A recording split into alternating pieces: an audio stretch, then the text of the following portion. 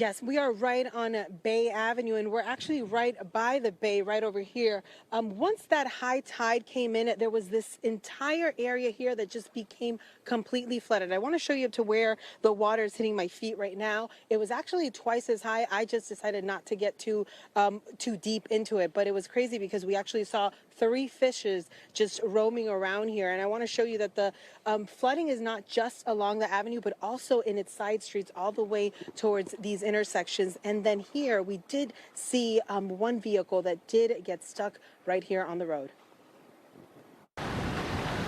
Almost every intersection of Bay Avenue in Ocean City tonight was underwater. We watched as car after car pushed through deep water, drivers doing their best to avoid getting stranded. You're literally standing in it right now. Yeah, I'm about knee deep right now. When I see this, first and foremost, I want to make sure everybody's safe and hope everybody is, being smart. We just saw some guy drive a Corvette through here. That was not smart.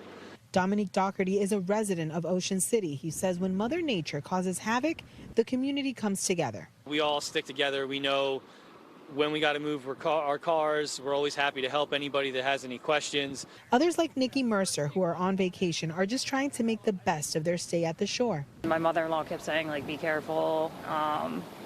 So yeah, now that I see it, I'm like, oh my gosh. I feel bad for the people that rented this week because it's been the most horrific week ever to rent. Down at the boardwalk, officials tell us waves here were between 8 to 9 feet tall.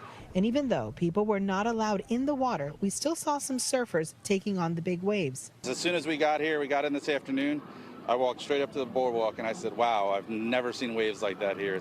It's intimidating. Wouldn't want to be out in the water right now.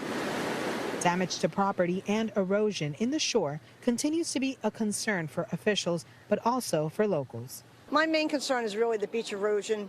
We lose so many yards of the beach year after year because of these storms. I hope it doesn't flood where we live, but we always move our cars for precaution. I don't want to have a car flooded.